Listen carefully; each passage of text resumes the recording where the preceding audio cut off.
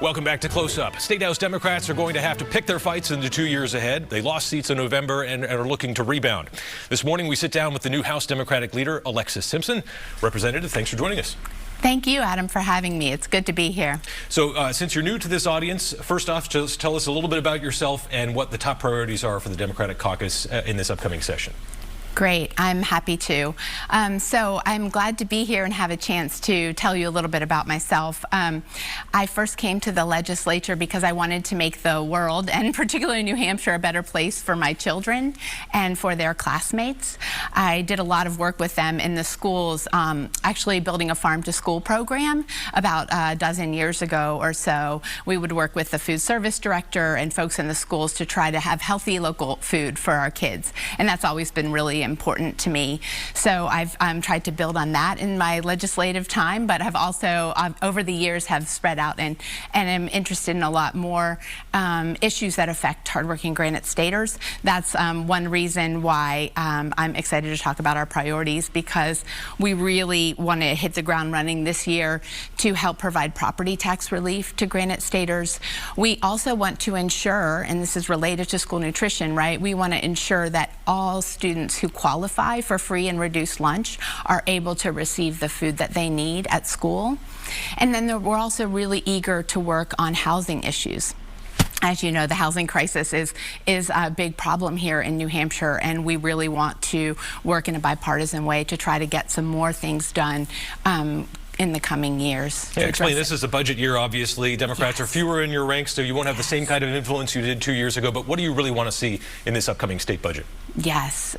So you're right. 2 years ago, we were able to come to the table with Republicans and be part of the negotiating process there, and that enabled us to have a really active role in the budget. It will be different this year. Likely the Republicans will write and pass the Republican budget. However, our priority is really to make sure that there aren't massive cuts to the programs and services that Granite Staters rely on every day. We don't want those costs to be shifted to our local communities to raise property taxes for services that people need, whether it's special education funding or things like that. You know, we don't want local property taxpayers to have to face higher bills again. Yeah, there's going to be a big debate over education freedom accounts, and yes, it'll probably occur mostly within the Republican caucus because they want somewhat universal access. Democrats are obviously opposed to the program altogether. Is the money there, in your opinion, for universal access to EFAs? In a word, no. But I do want to step back for a minute, because 3 years ago when we did pass EFAs for the first time, it was billed as a low-income program, right? It was just for students who are from low-income families, struggling in their public schools and needing an alternative.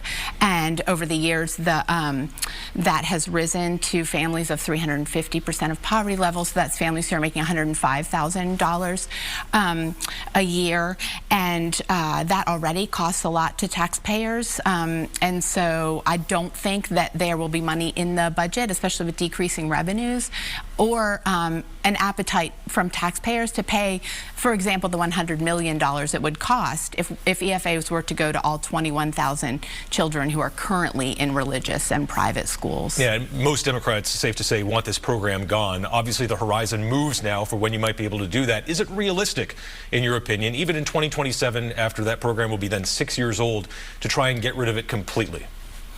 Well, Adam, that's a good question. I have to say that the last 2 years we have spent trying to get some accountability and some guardrails on that program. We have really focused on transparency and trying to make sure that this is a program that taxpayers can trust, and to take the Republicans at their word that this is a program to meet the needs of low-income folks, and to proceed from there and try to make sure that taxpayers aren't paying for fraud. Yeah, more broadly on education funding, obviously we're all waiting on the state Supreme Court to decide. It could be a while on that decision. Republicans seem to want to do something big on education funding this year, probably something Democrats would disagree with. But where do you stand on the idea that the court can tell the legislature what to spend on schooling? So we are definitely waiting for the Supreme Court to come out with the decision around school funding, and I do have a lot of hope that the Education Funding Committee can address the issue of education funding. As you say, there will be internal Republican debate with that, but I think everyone will be at the table. We have some really great, experienced, knowledgeable Democrats on the Education Funding Committee who've been working on this issue tirelessly for years, and so they will be bringing their expertise to the table, and I do believe if this committee can really do that work honestly, then we can come to some solutions around education funding, but it will be challenging and it will cost money. So I do believe we owe the children of New Hampshire an adequate education. Yeah, this debate, this issue, and others, many Democrats were hoping to be coming at them from the majority this year. Rewinding a little bit, what's your theory of the case? Why did House Democrats lose seats in November, even with so much money being spent to try to win? Sure. So unfortunately, we just couldn't stave off a Trump-fueled red wave. 49% of Granite Staters did vote for House Democrats. So I don't believe that Republicans have a mandate for extremism. That's pretty clear from those numbers. But losing by a percentage point here or two really makes a difference in the State House. And so our numbers are not what we would have liked to have seen. I do think by investing in our candidates across the state and really highlighting the depth of their roots in their communities and what they plan to do for their communities in the State House was a worthwhile investment and helped us keep on some of the seats we may not have otherwise, but it also helps us build strong candidates for the future. In terms of what needs to change, obviously there's a new leader. You're here. Are there any policy changes Democrats need to make, in your opinion? Policy changes. In terms of the platform. Oh, in terms of the Democratic platform. To try to win over more swing voters. Sure. Well, I think I maintain that Granite Staters deserve both freedom and affordability. So I think that we saw really economic issues, kitchen table issues, property tax issues really be the fight at the ballot box this year.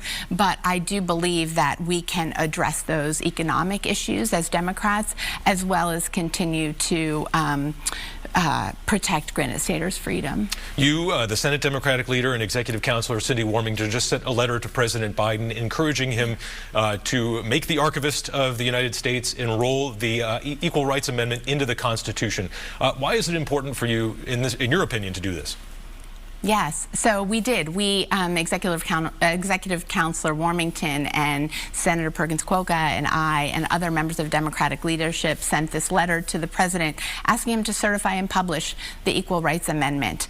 It has been ratified by all the states it needs to be, and it's time to do this. No person, no Granite Stater, but no person in the United States should face discrimination based on their sex, and to have that protected in the Constitution would be an incredible move forward for the United States. There was a deadline, though, for this to pass. It wasn't met. Why should something as important as the Equal Rights Amendment be enshrined in the Constitution on a move some might call questionable? So there's not agreement, actually, that there was a deadline for this. So that is not... that is out for debate. And so this is worth doing, and if someone needs to decide that there was a deadline that passed, that's fine, but that is not clear. So you're a minister, yes. right? And UCC folk are gentle folk now. You know, you rewind the clock, the origins of the abolition movement, that first great awakening. A lot of Congregationalist preachers are known for that fire and brimstone. Are we ever going to see the fire and brimstone from Representative Alexis Simpson? I have a feeling this term you might, Adam. I have a feeling you might. There's going to be a lot of challenges. As a minister, I walk through daily life with a lot of people of all ages, and I see the struggles that they face in their lives, and that really motivates me to go out there and fight for them so that we can have the best government that we can in the most effective way. And I have a feeling there are going to be a lot of fights this year where you will see me be very forthright and honest about what I believe the Granite State needs. All right, Representative Simpson, thanks so much for your time here on Close Up. We appreciate it. Great. Thank you, Adam. All right, and we'll be right back with Scott Spradling to discuss how the Ayotte gubernatorial administration in Concord and the Trump administration in Washington might get along.